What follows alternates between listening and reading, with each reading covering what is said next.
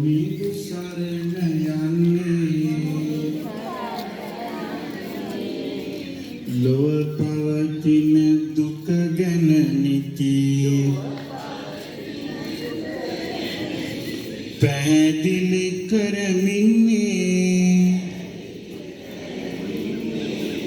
දුකෙන් මිදෙන නිවන් ලබන